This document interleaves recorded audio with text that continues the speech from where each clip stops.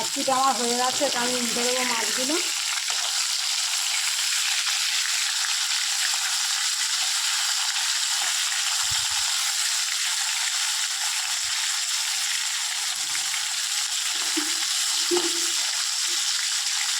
সবগুলো ভাজা হয়ে গেছে, আমি এবার তুলে নেব। লাল করে ভেজে নিয়েছি।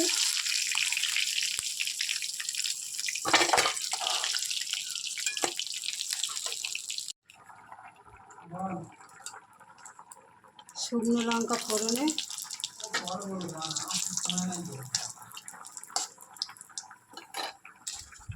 তেজপাতা,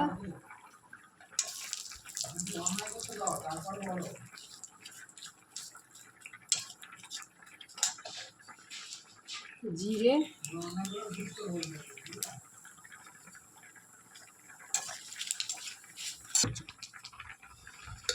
টমেটো কুচি,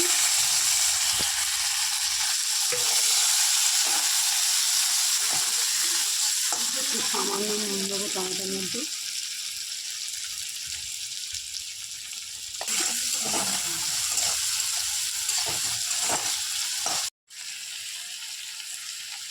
আদা বাটা, কারি পাতা,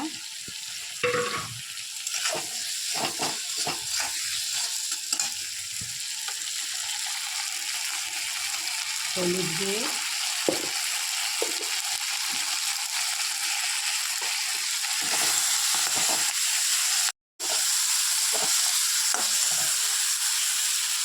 ডালটা সিদ্ধ করা ছিল, ছোলার ডাল একটু গোটা গোটা থাকবে সিদ্ধ। এর মধ্যে আমি কড়ার মধ্যে ডালটা ঢেলে দিলাম।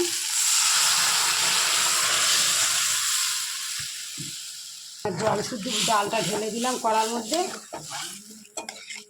একটু ডালটা গোটা গোটা থাকবে।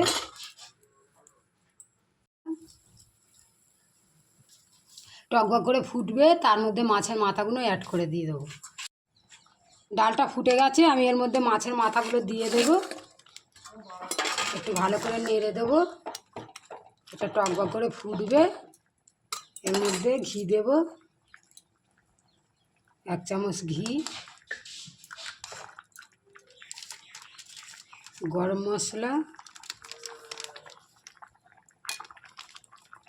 মশলা দিলাম,